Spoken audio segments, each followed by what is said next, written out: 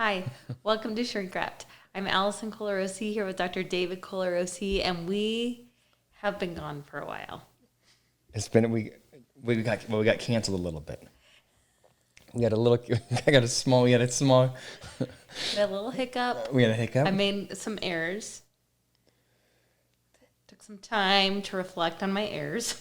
This is like a formalized, like celebrity apology. I'm not sure. I think really what happened was I heard a snippet of the story and commented, and it was a good lesson for me. You got to get way closer to the mic. It was a good lesson for me to not, you should really know the whole story before you just make judgments without hearing any of it. You know, I don't know. Here's my honest opinion: is I don't know. I'm not sure how I feel about it, because I feel like we're not getting famous with this shrink wrap thing, right? This is just really a fun time for you and I to get together and talk. And so I brought up Rachel Hollis, and we didn't have all the information, and we just reacted to it. And I think that our reaction was short-sighted, but it was just our reaction to it. And it was just a surprise to me how quickly it went downhill when people saw it. And my only fear is that it makes this, which is why we haven't done it, right? Is we've been less excited to do it because it made it less fun, because we're like, oh my God, people do listen and have opinions, and if we're too off the cuff, then it makes other people feel bad. You know, I don't know. I didn't think through the implications of it. Agreed. So, but we are back, and we are excited because Season 2, we watched the Pink documentary, and I'm a Pink super fan. By the way, she's a super fan of Pink, Britney Spears. All my contemporaries. But Pink, I definitely remember when Pink came to the stage with her song when I was in high school. There you go, looking pitiful. Oh my God, I love that song. And I just love all of her music. And I loved the documentary. And she is way more normal than Britney Spears is. It did come in. It came in stark contrast to Britney Spears, just as far as her level of functioning. Yeah. I feel bad now that the Britney Spears documentary came out. Then I started following her on Instagram, and Britney Spears is not something she's doing well, I don't think. Well, anyway, let's talk about Pink. Because I loved the documentary. If you haven't seen it, she is a total superhero and a little superhero rock star. It's just amazing. She takes her kids on tour with her, and she's just trying to do it all, and just such a badass in every way. Allison saw the documentary. I think did you watch it this morning the first time? No, I watched it Friday night. Watched it Friday night, and then tonight she made me watch it, and then Allison watched the entire thing again, and then stands next to the TV and is dancing with Pink through every move. There's so many things. I didn't get to see her Billboard Music Award. She just got an Icon Award tonight, and apparently she performed with her 9-year-old daughter, which, by the way, Pink, if you ever know this, I tried so hard to get my son to take dance lessons with me. I think she's my spirit animal. Yeah. I also tried really hard to do those acrobatic things that you do, but I cannot, and I performed poorly on the monkey bars tonight. So we watch Pink, or she watches Pink on Friday, and then we take the kids to the park, and Enzo's on the monkey bars, and Allison's like, let me show you how to do that. It was less impressive than it was almost to Pink's stand. I think you're right there. I feel like my bottom half is too heavy to be doing. Mine is too. Mine is too. Anyway, great documentary. And I think we should talk about a few things that she does. She's always done really well, but she's kind of like Madonna in this, where she can just, it doesn't matter where she is. She just can, reinvent herself so many different ways, and her music reinvents, and it's just so awesome. And I like her marriage, but you don't get to see much of it, but it just seems like her husband seems like a good dude. He's pretty handsome too. Yeah, I think he's a good guy. I think he's a good guy. I also think, my only like criticism for the documentary and for Pink is, like her brand is that she does all these things, right? She's a mom and she's a rock star and she does it her way. And, the documentary goes out of its way to show how Pink, cuts fruit for the kids and packs some snack for their day trips and all this kind of stuff. And then you sort of realize at the end of the show that they have help, like putting the kids to bed. Like there's a scene where Pink and Carrie Hart are laying on the couch talking, and then they kiss the kids goodbye, and the kids kiss the kids goodnight, and they head off, and you're like, well, who's putting those kids to bed? So they must have help. And it's like, I feel like she should have said, we have help. Here's our nanny or whoever it is that's supporting them. Yeah. Because the average person watches that, and if you're not paying attention, you're thinking that she's doing this entire tour and being a full-time mom, and I don't think my assumption is that that's not accurate. Well, it's probably not. And, that was like a big thing. I do feel like it's important to tell moms that you do have help. Like you talk about your 23 luggage cases. You're not schlepping them by yourself up the stairs from hotel room to hotel room. Right. Yeah. I feel like you would do that. You would have 23 suitcases. I mean, if I was Pink, like I don't have that much stuff, but like I would definitely have as much sparkles as her on stage. Al's she is so into Pink.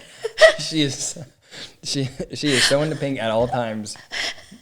Like she goes at all times. I hear her in the bathroom just playing Pink songs. I don't know what you're doing in there, but so I taught group fitness for 20 years, and so I feel like I've been able to follow because of that Pink. I just love everything about her. Love the music, love the beats. Okay. What else do you want to talk about? We're going to do a whole hour on Pink. Sorry. The other thing, how cool would it be to be her kids, to travel the world? I think it would be hard, but also travel the world in that way. Yeah, I thought her explanation, she had an explanation where she was saying, I recognize that it's not a traditional upbringing or childhood, but she's excited about the fact that her kids get to interact with people every day that did things their way, followed their passions, and are super excited about their lives. And I think that being exposed to that when you are a 8-year-old kid has got to be, I think, probably fantastic. Yeah. I mean, I think when the kid's 13, maybe not, but right now. Yeah, I think it's cool, and they are very cute kids. So we'll be going to the next Pink concert. We are for sure going to the next Pink concert. I want really good tickets. Okay. Hint. We'll be sitting front row at the next Pink concert. The other thing I wanted to talk about, which I'm really sad about, is another person that I have listened to since high school. Adam Carolla got divorced. Did you hear that?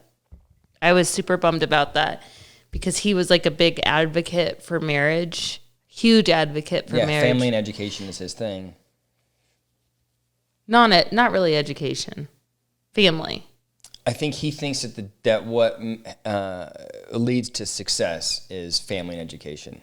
Okay. Not college education, but focusing on education for his kids. I don't mean that he's a higher education guy, but I think he thinks school is important. Well, and he's similar to Pink in this way. Pink really wants to, believes in marriage and happy marriage, and I think he did too. I like how you found a way to connect it back to Pink. So Adam Carolla, just as a side note, Adam Carolla, so Allison and I both like Adam Carolla, but there was a period when you were a sales rep where you were driving, she was driving 3 hours a day? Oh, more. And I literally thought Adam Carolla and I were best friends. And he did not know me. So whenever Adam comes to Colorado, we have to go.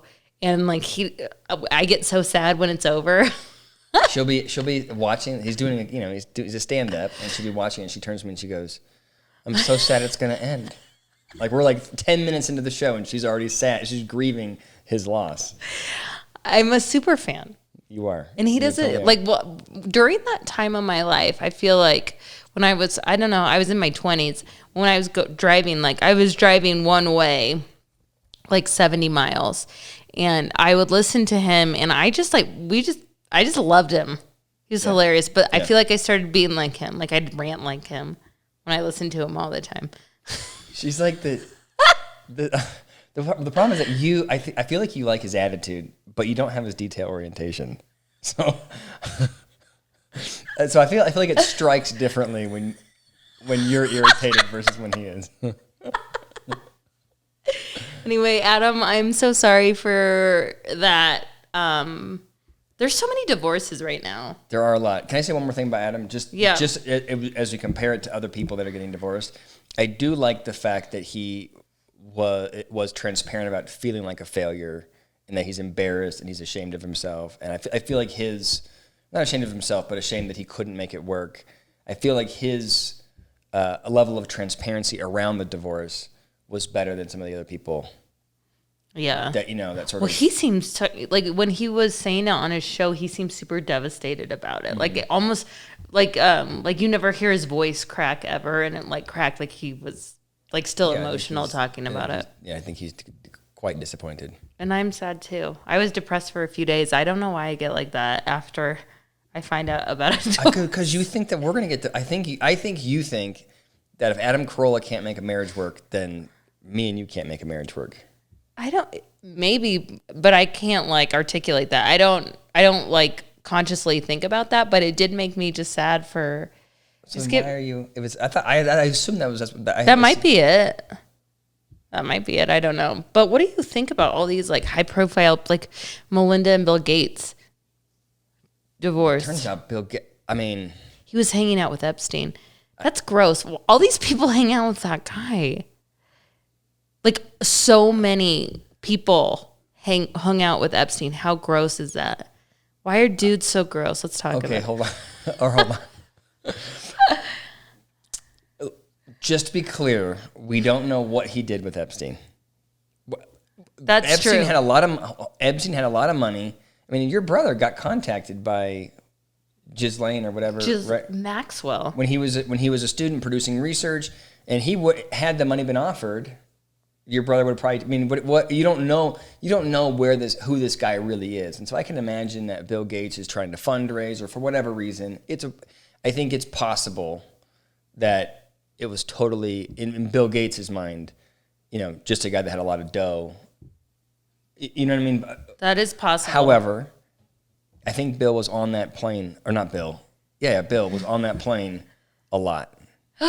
With Bill Clinton, wasn't he? Isn't that what they were saying? I don't know. There was some plane rides. I don't know. So with Prince Andrew, super. That guy makes me uncomfortable. So I don't. We don't. The truth is, we have no idea. But it doesn't. But it is like a lot of high profile people are getting divorced. I think 2020 / first half of 21 really. Okay, so what do you think? Knocked some people down. What's the mechanism there? Is it that they're at home? People are at home more, stuck with looking across the table at the same person. They don't like that person, or is it that people are depressed and beleaguered and just agitated and start just like they change their kitchens, they start changing their relationships? What do you think causes it? Yeah, I mean, I think you're like there's no. Like in 2020, there was zero outlet. Like you, all of a sudden, like before, like especially these high profile people, like Rachel Hollis, they would travel all the time so they could like decompress. Mm-hmm. Then they were just like stuck with their annoying partner. Yeah, it's probably, how there's like how there's periods in a marriage where you're more like you're when you first get married, there's kind of an uptick in chances of divorce. And then 7 years, there's an uptick. And then I think there's maybe one I can't remember. There's one in the kids teens, leave. But then like at 18 years, kids leave. 20 years, kids leave. There's another uptick because the kids are out of the house and you're having breakfast with this person who you've not been paying attention to. You've been raising kids, and you go, oh my God, this is the wrong relationship, mm-hmm. right? And I wonder if 2020, you could no longer travel away from that person, and now you're just stuck there staring at them and go, oh my God, I don't even like this person. Yeah. I don't know. It's sad, but I think it's. Why don't we ask a marriage and family therapist? What? I hate when David says I don't know. But just she also hates it when I make things up, which I feel like I do a lot of making up. I'm happy to make it up. I can just make something up for you. What were you gonna say? I was just thinking about how, like, I was at a kindergarten brunch for my kids. Like, this is the first time I got to meet all the kindergarten moms. So there was like a brunch at one of the moms' houses. And they were like, oh, what's it like being married to a psychologist? Like the same. You saw him as perfect? They're like, does he psychoanalyze you? And I was like, no. And it's really annoying.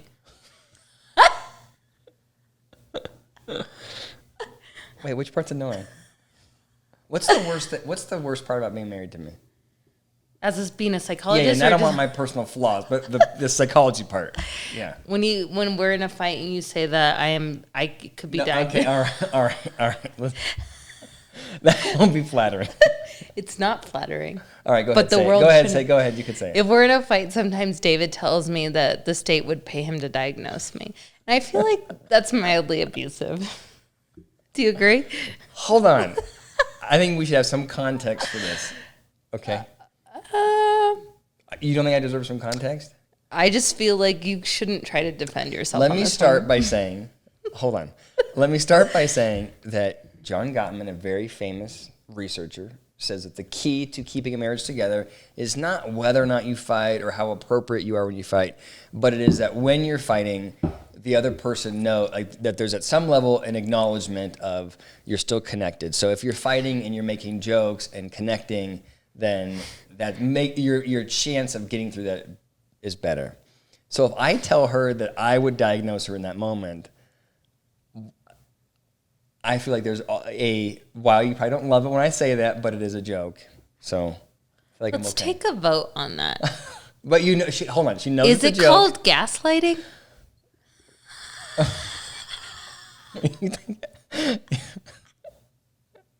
No, it's not called gaslighting. You've not been gaslit.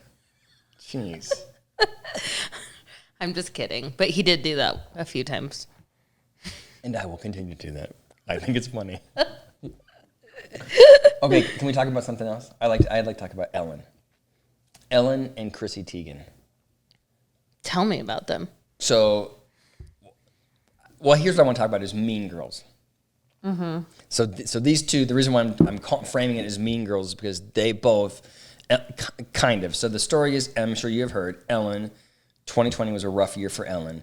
Like in March of 2020, it came out that she was, her whole like mantra is be nice. She's nice Ellen, right? But I think that people have heard, that she maybe is not always so nice to her staff. I heard she's a tyrant. Like, I think I heard it from Adam Carolla. Yes, but like for a long time, people have talked about that, murmured, and then in March, like her own staff was saying she's a nightmare to work with, or she is, or the producers are, or whatever. And eventually, it turned into a huge thing. They shut down the show. There was an investigation, right? This whole big thing came out. I feel like I'm interrupting you. No, I was just thinking. I was like, what does it mean to be a nightmare to work with? Is she just like intense? Like I heard Martha Stewart is like hard to work with too. I don't know. I mean, I don't know the specifics. All I know is that it was like workplace bullying. She wasn't friendly, aloof, aggressive. Just whatever. Just enough that her staff are saying she's not fun to work with. Not nice. Do you think she wasn't living her values? I don't know if she wasn't living her values or I just don't know. I don't know. I feel like I'm outside of my... Okay. All I can just tell you, staff was unhappy enough that there was an internal investigation at the Ellen show. Wow. Okay? And then they started up again, and there was more allegations that continued, and then Ellen's contract ended, and she decided, I don't want to re-up, and so her show ended. So she wasn't like everybody's saying she got fired or she was like directly canceled. She wasn't, but I think she just goes... There's just too much heat here. This is not fun for me anymore. I'm out. Mm-hmm. And then Chrissy Teigen, who that is? I think she's like a model or something. Yeah, she was a model. She's a model. I think she did some acting, but she's like famous. At least I know her because she's like a massive Twitter warrior, and she's like super aggressive. Usually funny. Do you tweet? But aggressive. Do you tweet? No. But how do you know that? Because Yahoo News picks up every other Chrissy Teigen tweet. Because she does like go after people. Well, all of a sudden, I don't know why, but all of a sudden people are talking about her being a mean girl online. That her tweets which apparently are pretty aggressive, both what she actually tweets and then she'll DM people things like you should cut yourself or kill yourself or like super, like pretty intense things. And then it comes from her, not her people. Comes from her. It's like a little bit like Trump. Yes. And what they're saying is it's a little bit like you have this person who, Chrissy Teigen is, I think she's like a champion of the people, and she's going after folks that she thinks are not nice to people. But she herself is a bully. So anyway, here's the question. Why? Why do you have people that are being intentional, like a Chrissy Teigen and an Ellen, who are doing this sort of mean girl behavior? And separate question, do you think it's fair to call it a mean girl behavior? Was it different for men? I don't think it's fair to call it mean girl, but it does sound, it does like, and this is like a philosophical question. So, like it is interesting that people like virtue signal all the time their values and stuff, but don't live by them. Mm-hmm. And like, I feel like how exhausting for them. Like, can they sleep at night? What do you think? Or I think they sleep fine, but I just wonder, like, they like go out into the world and profess like kindness is my thing, and then are huge ass, but like when no one knows them, when no one sees it, how do you reconcile that? So my theory is like for both, for Ellen and Chrissy, I think that they are, you have these like hyper successful people that think.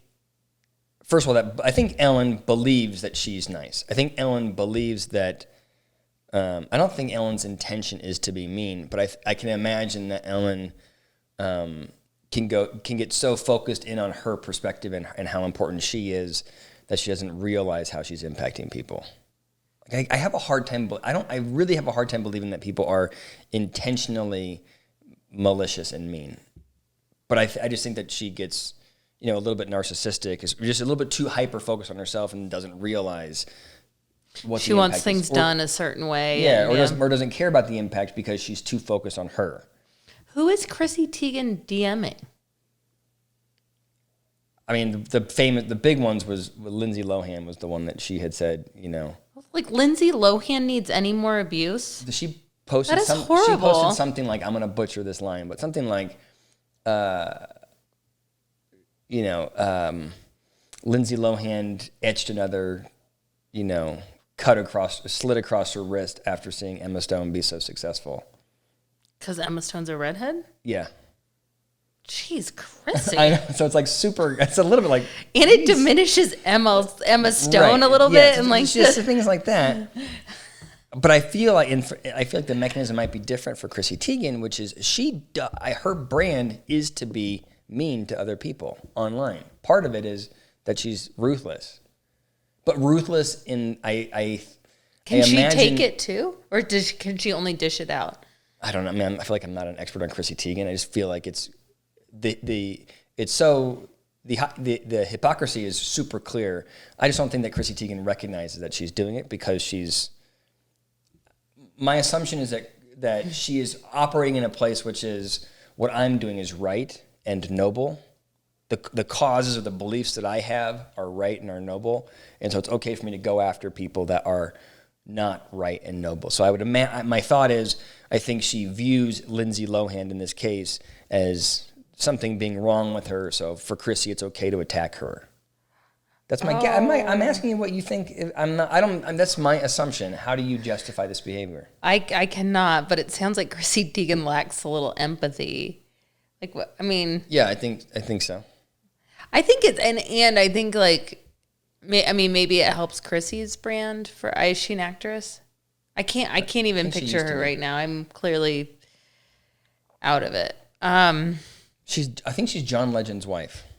Hold on, I'll show you a picture. But you know what, David? Usually people that are like that mean to other people usually like are meaner to themselves. Isn't that the psychological theory? Okay, here's Chrissy Teigen on Mariah Carey. Why is anyone surprised that Mariah is having twins? I was always pretty positive there were 2 to 15 babies growing inside of her. I like how you go. Yeah. So not nice stuff here. Can I since I got it here, can I? Does she have any friends? What? Okay, here's the quote that I butchered. Talking about Lindsay Lohan. Lindsay adds a few more slits to her wrists when she sees Emma Stone. That was in 2011. So there's been like sort of years of Chrissy not being super nice, but she's got a ton of Twitter followers. So people think this is part of her brand. Okay. Well, I mean, maybe it helps her. It just seems like I just couldn't do it to somebody. Like, I don't have that in me. That's Chrissy Teigen.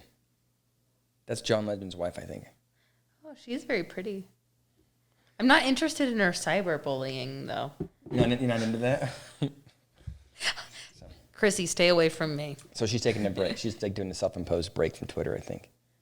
She's apologized and whatever. What was her latest? Nasty. It was about somebody, I don't know. It's about some other person that I don't know who that is. But she just got too mean, and the other person, she was... So the headline is, Chrissy Teigen got rich setting the cancel culture norms that now bite her. Bullying scandal. Oh. I mean, take a break from being mean. You might feel better about yourself. Because usually mean people are meaner to themselves, right? Didn't you tell me that? What? What did I tell you? Like, mean people are probably meaner, like judgy mean people on the high... What is the high judgment score called? On the IDI? It's just different. It's a different thing. Okay. That's totally different. That's not... But what I was telling you is that... you've probably heard before that hurt people hurt people. Yeah. Heard that? Yeah. But I don't know. I don't know if that she's a hurt person or that she just is. But like you think, herself. but you think in Hollywood culture where they're all competing for the same roles, like beautiful young thing for this role, they all probably go and audition for similar roles all the time. Maybe Lindsay won out for Mean Girls, and Chrissy didn't get the part. I don't know. You know what I mean? I bet it's like a rough go around there. I'd be scared of them. Rough go, and then I wonder if you are successful as she has been. I think she was on Wayne's World. I think if you're successful like she has been, then maybe you think you're better than people. Like, I think she definitely operates from the mindset that she can be the great evaluator. Queen Bee over there. Yeah, maybe. Anyway, that's my latest bit of pop culture. Anything else you want to talk about today? No, school is almost out, so summer is here. It is. Just as a side I'm note, excited about it. The whole camp game is shocking. That you have that which I never even thought about when school ends. Now we have kids that we have to work and we have to figure out what we're going to do with our kids during the summer. And it's like a mad dash to find summer camps. It's really good that you have me. Yeah, my wife takes care of my Sherpa takes care of all that. You should tell the story. Okay, so how long has this been going? This is going too long. We'll tell it on the next one. Can No, can I tell it now? Okay.